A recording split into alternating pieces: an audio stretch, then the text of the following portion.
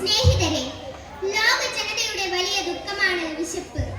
വിശപ്പ് ശരിക്കും അറിഞ്ഞവൻ ദരിദ്രനാണ്, വിശപ്പറിയാത്തവൻ ധനികൻ. അതുകൊണ്ട് ധനികന്റെ ഭക്ഷണാവശിഷ്ടങ്ങൾ എച്ചിൽ കൂനയിൽ നിറയുന്നു.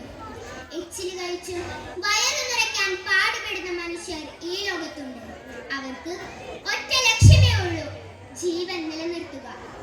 തീന്മേശകൾ സ്വപ്നത്തിൽ പോലും കാണാത്ത ആ ജീവിതങ്ങളെ പത്രമാധ്യമങ്ങളോ മറ്റു മീഡിയകളോ കണ്ടെന്നു വരില്ല. എന്നാൽ ഈ ദയനീയത പുറം ലോകത്തെ അറിയിക്കണമെന്ന ഉറച്ച തീരുമാനത്തോടെ എത്തിയ ഒരു ഫോട്ടോ ജേർണലിസ്റ്റിന്റെ കഥയാണ് ഞാനിവിടെ അവതരിപ്പിക്കാൻ പോകുന്നത്. വിശപ്പ് അഥവാ കഴുകനും കുഞ്ഞും. ശവം തീനി കഴുകന്റെ രൂക്ഷഭാവം, പശി തീർക്കുവാനുള്ള ആർത്തദാഹം, ചത്തു ചെരിയുന്ന കുഞ്ഞുദേഹം, കൊത്തി വലിക്കുവാൻ കണ്ണും നട്ട്. ഈ കഥ നടക്കുന്നത് ദക്ഷിണാഫ്രിക്കയിലാണ്. ഇരുണ്ട ഭൂഖണ്ഡമെന്ന് പരക്കെ അറിയപ്പെടുന്ന ആഫ്രിക്ക ഒരു പട്ടിണി രാജ്യമാണ്. ഏറെ മനുഷ്യരും വെറും അസ്ഥികൂടങ്ങൾ. സുഡാൻ, എത്യോപ്യ, അയോധ്യ ഇവിടെയുള്ള മനുഷ്യരുടെ സ്ഥിതിയാണിത്. പ്രിയരെ, 26 വർഷം മുമ്പുള്ള ഒരു മാർച്ച് മാസം, അതെ 1993, ഐക്യരാഷ്ട്രസഭയുടെ ഒരു സന്ദേശം ജോഹന്നാസ്ബർഗിലെ ഒരു ക്ലബിലെത്തി. സന്ദേശം മറ്റൊന്നുമല്ല, പട്ടിണിയിൽ പൊരിയുന്ന അയോധ്യയിലേക്ക് ഐക്യരാഷ്ട്രസഭ ഭക്ഷണം വിതരണം ചെയ്യുന്നു. അതിന്റെ ഫോട്ടോയും വാർത്തയും എടുക്കുവാൻ കുറച്ചുപേർക്ക് ക്ഷണം. ആ ക്ഷണം സ്വീകരിച്ച് ക്ലബ് ചുമതലപ്പെടുത്തിയ വ്യക്തിയാണ് കെവിൻ കാർട്ടർ, അതിപ്രശസ്തനായ ഒരു ഫോട്ടോഗ്രാഫർ. അനുപമ സുന്ദരനാണു കെവിൻ, ആരാധകരുണ്ടനവധിയായി. അനുപമ സുന്ദരനാണു കെവിൻ, ആരാധകരുണ്ടനവധിയായി. അപൂർവ സുന്ദര ചിത്രമൊരുക്കും അത്യാകർഷക ദൃശ്യങ്ങൾ, അത്യാകർഷക ദൃശ്യങ്ങൾ. ഒരു വെള്ളക്കാരനെ നീഗ്രോ യുവതിയിലുണ്ടായ മകനാണ് കെവിൻ കാർട്ടർ. ഒരു സങ്കര സന്തതി. എന്നാൽ ശാരീരിക രൂപഭാവങ്ങൾ കറുത്തവരുടേതല്ല. നീഗ്രോ പ്രകൃതമേയല്ല, തനി വെളുമ്പൻ. 33 വയസ്സ് പ്രായം. ഫോട്ടോ ജേർണലിസം പാസ്സായ ഇദ്ദേഹം മീഡിയകളുടെ ഇഷ്ടതാരമാണ്. അങ്ങനെയാണ് ഇദ്ദേഹം ഫോട്ടോ എടുക്കാൻ നിയോഗിക്കപ്പെട്ടത്. ഭക്ഷണ സാധനങ്ങളുമായി അവർ വിമാനത്തിൽ കയറി. തോളിൽ തൂങ്ങുന്ന തന്റെ നിക്കോൺ ക്യാമറ. ആ വിമാനം ആകാശവീതിയിലൂടെ പറന്നു താഴ്ന്ന് അയോധ്യയിൽ ലാൻഡ് ചെയ്തു. ആ എയർക്രാഫ്റ്റ് കണ്ട മാത്രയിൽ വിശപ്പിന്റെ കൂടുകൾ ഓടിക്കൂടി. അസ്ഥിക്കൂടുകൾ ഓടിക്കൂടി ശേഷി നയിച്ച മനുഷ്യർ. അസ്ഥിക്കൂടുകൾ ഓടിക്കൂടി ശേഷി നയിച്ച മനുഷ്യർ. ആഹാരത്തിന് കൈകൾ നീട്ടി ജീവൻ നിലനിർത്താനായി, ജീവൻ നിലനിർത്താനായി. ഭക്ഷണപ്പൊതികൾ വിതരണം ചെയ്യുന്നതിന് മുമ്പ് UN അധികാരിയുടെ ഒരു അറിയിപ്പുണ്ടായി. Attention please. നിങ്ങൾ എല്ലാവരും ഒരു കാര്യം ശ്രദ്ധിക്കുക. ഇവിടുത്തെ മനുഷ്യർ പലവിധ രോഗങ്ങൾക്കും ഉറവിടമാണ് എന്ന് പറഞ്ഞാൽ അവർ രോഗവാഹികളാണ്. അതുകൊണ്ട് ആരുമായും ഇടപെടുകരുത്. ഇവിടെ 30 മിനിറ്റ് മാത്രമാണ് സമയം. ഫോട്ടോ എടുക്കാൻ നിയോഗിക്കപ്പെട്ടവർ താഴെ വരുന്നു. ചിലർ മറ്റു ഫോട്ടോ എടുക്കുന്ന ഒരുക്കത്തിലാണ്. കെവിൻ തന്റെ ക്യാമറ തയ്യാറാക്കി ചുറ്റുമൊന്ന് നോക്കി. അയാൾ നടുങ്ങി. കുറച്ചകലെ പുല്ലിലായി ഒരു കഴുകൻ തന്റെ നീലൻ കൊക്കുകൾ പിളർത്തി ചിറകുകൾ വിരിച്ച് കണ്ണുകൾ തുറപ്പിച്ച് ഒരു ശവം കൊത്തിത്തിന്നാനുള്ള ഒരുക്കത്തിലാണ്. ഒരു കുഞ്ഞിന്റെ ശവം. കെവിൻ കുറച്ചുകൂടി അടുത്തേക്ക് ചെന്ന് ക്യാമറ സൂം ചെയ്തു. ദൈവമേ, അതൊരു കുഞ്ഞിന്റെ ശവമല്ല, പട്ടിണി കൊണ്ട് ഏത് നിമിഷവും പ്രാണൻ പോകാവുന്ന മനുഷ്യ കുഞ്ഞ്.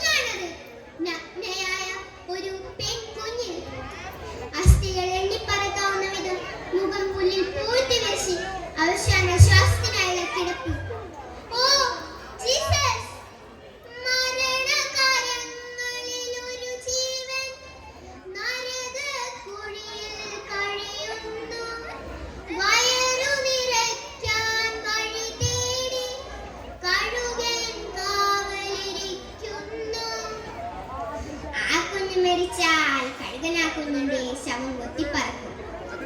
അങ്ങനെ സംഭവിച്ചാൽ തനിക്ക് ലഭിക്കാൻ പോകുന്നത് ഒരു ചരിത്ര ഫോട്ടോയായിരിക്കും. നിമിഷങ്ങളിലും കെവിൻ തന്റെ ശ്വാസം അടക്കി നിന്നു. 20 മിനിറ്റ് സമയമായി. ആ കുഞ്ഞ് മരിച്ചില്ല, കഴുകൻ കൊത്തിയില്ല. പിന്നെ വൈകാതെ കെവിൻ കുറച്ചുകൂടി അടുത്തേക്ക് ചെന്ന് കഴുകനും കുഞ്ഞും അടുത്തടുത്തായുള്ള ചിത്രങ്ങൾ തന്റെ ക്യാമറയിൽ കണ്ടു. പെട്ടെന്ന് എയർക്രാഫ്റ്റ് അനൗൺസ്മെന്റ് മുഴങ്ങി. മടക്കത്തിനായുള്ള സന്ദേശം. കെവിൻ വൈകാതെ ആ കഴുകനെ ആട്ടി ഓടിച്ചു. എന്നാൽ ആ കുഞ്ഞിനെ രക്ഷിക്കാനായില്ല. കാരണം അധികാരികളുടെ വിലക്ക്. എന്നാൽ ഈ ദയനീയത പുറം ലോകത്തെ അറിയിക്കണമെന്ന ഉറച്ച തീരുമാനത്തോടെ അദ്ദേഹം യാത്രയായി. 2 ദിവസത്തിന് ശേഷം പത്രത്തിൽ ഒരു വാർത്ത. കഴുകനും കുഞ്ഞും ഒരു രാജ്യത്തിന്റെ പട്ടിണി അറിയിക്കുന്ന ദൃശ്യങ്ങൾ. താൻ നൽകിയ സത്യസന്ധമായ ദൃശ്യങ്ങൾ. വാർത്ത പ്രചരിച്ചതോടെ പത്രമാധ്യമങ്ങളിലേക്ക് ഫോൺ കോളുകളുടെയും കത്തുകളുടെയും പ്രവാഹം. Yes, New York times reception. മറുതലത്തിൽ നിന്ന് മറിച്ചോദ്യം. ആ കുഞ്ഞു മരിച്ചോ അതോ കഴുകൻ കൊത്തിയോ? അറിയില്ല, ആ കുഞ്ഞിനെ പറ്റി ഒന്നും അറിയില്ല. എന്നാൽ കെവിൻ എന്ന ഫോട്ടോഗ്രാഫർ പ്രശസ്തിയുടെ കൊടുമുടിയിൽ എത്തിയിരുന്നു. ഇതൊന്നും വിമർശകർക്കോ കൂടെയുള്ളവർക്കോ സഹിച്ചില്ല. പ്രതിഷേധങ്ങൾ ഉയർന്നു, വിമർശനങ്ങൾ ഉയർന്നു. ലോകം മുഴുവൻ വിളിച്ചുകൂവി സന്തത സഹചാരികളും. എന്നാൽ ഇതിനേക്കാൾ ഭയാനകമായിരുന്നു കെവിന്റെ ഭാര്യയുടെ അധിക്ഷേപം. മിസ്റ്റർ കെവിൻ, നിങ്ങളുമൊത്തൊരു ജീവിതത്തിന് ഇനി ഞാനില്ല. ലോകം വെറുക്കുന്ന മനുഷ്യനാണ് നിങ്ങൾ. ഒരു കുഞ്ഞിനെ രക്ഷിക്കാൻ കഴിയാത്ത ഫോട്ടോഗ്രാഫർ, നീചൻ, ദുഷ്ടൻ, ക്രൂരൻ. ഇനി നിങ്ങൾക്ക് നിങ്ങളുടെ വഴി, എനിക്ക് എന്റെ വഴി. മനുഷ്യ സ്നേഹമില്ലാത്തവന്റെ കൂടെ എന്റെ മകനും ജീവിക്കണ്ട. അവനെ ഞാൻ കൊണ്ടുപോകുന്നു. ഭാര്യയുടെ സംഹാര രൂപം കണ്ട് നിശ്ചലനായി അദ്ദേഹം ഭൂതകാലത്തിലേക്ക് നീങ്ങി.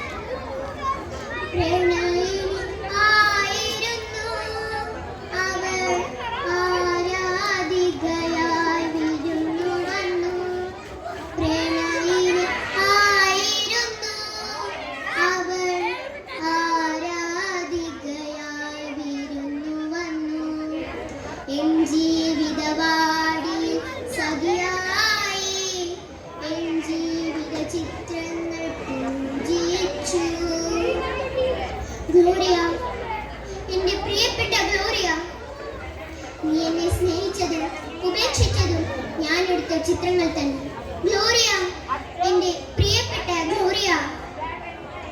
പ്രിയരെ, ഇതിനോടകം തന്നെ കെവിൻ എന്ന ഫോട്ടോഗ്രാഫർ വിഷാദ രോഗിയായി മാറിയിരുന്നു. ആ വർഷത്തെ പുലിറ്റ്സർ അവാർഡ് അദ്ദേഹത്തിനാണെന്ന സന്തോഷ വാർത്ത അദ്ദേഹത്തിന്റെ കാർഡുകളിൽ തേടിയെത്തി. എന്നാൽ ഇതൊന്നും അദ്ദേഹത്തെ സന്തോഷിപ്പിച്ചില്ല. ഒരു പ്രഭാതത്തിൽ കോളിംഗ് ബെല്ലിന്റെ ശബ്ദം കേട്ടാണ് അദ്ദേഹം ഉണർന്നത്. വാതിൽ തുറന്നു നോക്കിയപ്പോൾ അദ്ദേഹത്തിന്റെ കണ്ണുകളെ വിശ്വസിപ്പിക്കാനായില്ല. തന്റെ കൊച്ചുമോൻ ഒരു പൂവുമായി നിൽക്കുന്നു. ഡാഡി, എന്റെ അഭിനന്ദനങ്ങൾ ഡാഡി. സന്തോഷമടക്കാനാവാതെ അദ്ദേഹം മകനെ വാരിയെടുത്തുമ്മ വച്ചു.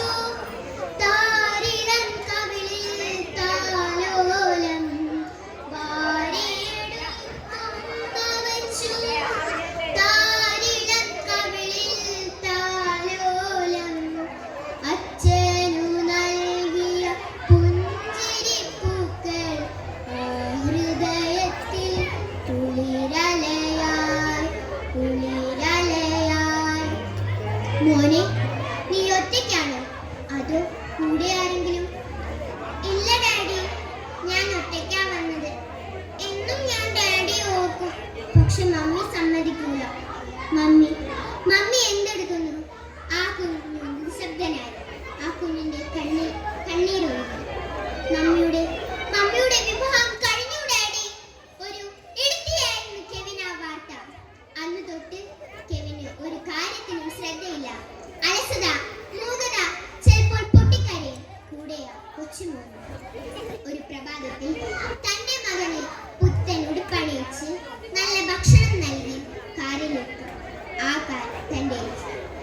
ഭാര്യ താമസിക്കുന്ന വീട്ടുപടിക്കൽ നിർത്തി. ഡാഡി, എന്താ ഇവിടെ? മോനെ, നീ ഇവിടെ ഇറങ്ങണം. ഇനി മോനെ മമ്മിയാണ് എല്ലാം. ഡാഡി ഒരു യാത്ര പോകുന്നു. മകനെ പുറത്തിരുത്തിയ കെവിൻ ഭാര്യയെ ഒന്ന് കാണാനോ കുഞ്ഞിനെ അമ്മയെ ഏൽപ്പിക്കാനോ നിൽക്കാതെ ആ കാർ തന്റെ ജന്മനാടിനെ ലക്ഷ്യമാക്കുന്നു. അവിടെ വിജനമായ ഒരിടത്ത് ആ കാർ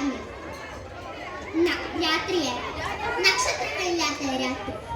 തുടർന്നുള്ള 4 ദിവസം ആ കാർ അവിടെ തന്നെ കിടന്നു.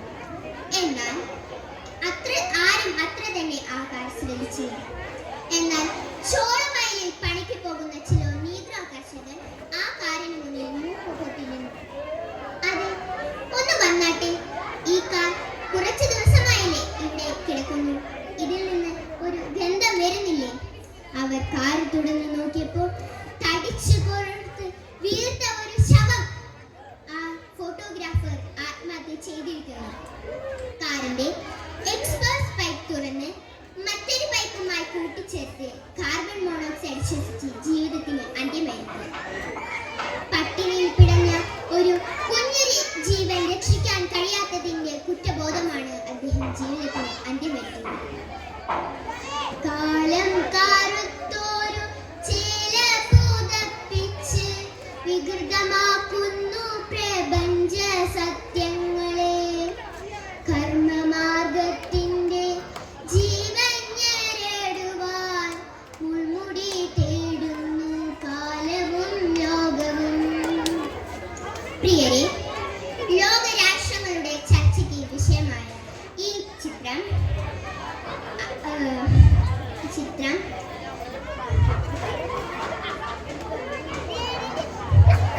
ലോകരാഷ്ട്രങ്ങൾക്ക് വിഷയമായ അവിടേക്ക് ഭക്ഷണവും സഹായവും എത്തി.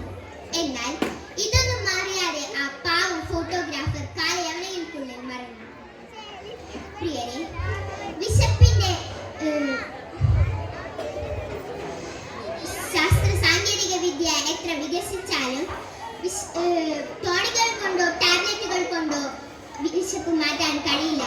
അതിന് ആഹാരം തന്നെ വേണം.